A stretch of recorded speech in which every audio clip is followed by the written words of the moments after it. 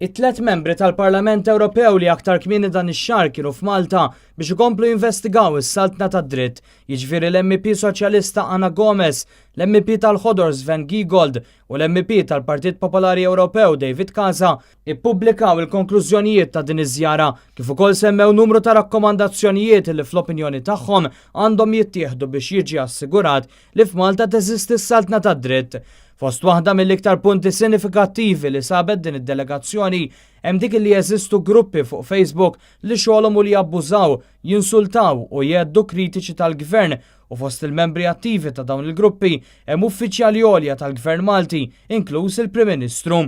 Fil-fatt, kif irrimarkaw l-istess MEPs, anke l-aqdiet tas soċjetà ċivili u l-medja indipendenti spiċċaw vittma ta' kampanji ħorox bilan li jimminaw il-verità li qed jikxfu. Brabta mal-qtil tal-ġurnalista Daphne Caruana Galizia, it-tlet MEPs qalu li din tidher li bħalissa hija mwaqfa u li n-nies li tkellmu magħhom qed jissuspettaw li l-pjan u li l-ħtija tieqaf ma' tliet persuni li huma suspettati li għamlu l-bomba u li dawn jinħelsu mill-arrest wara 20 xahar maqfula.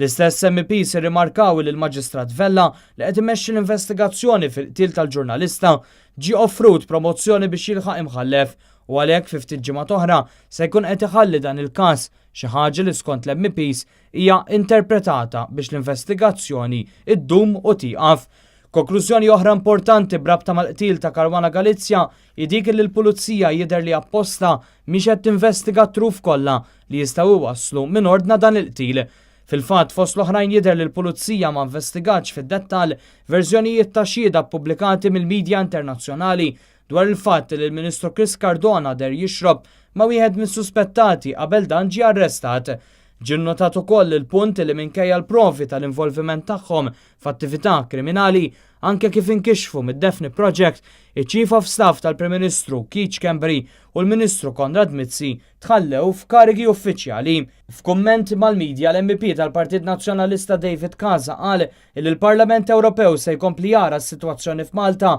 sakemm is-saltna tad-dritt tiġi investigata u dawk li kisru l-fiduċja tal-poplu Malti u Awċi jitneħħew mill-kariga u ssir ġustizzja.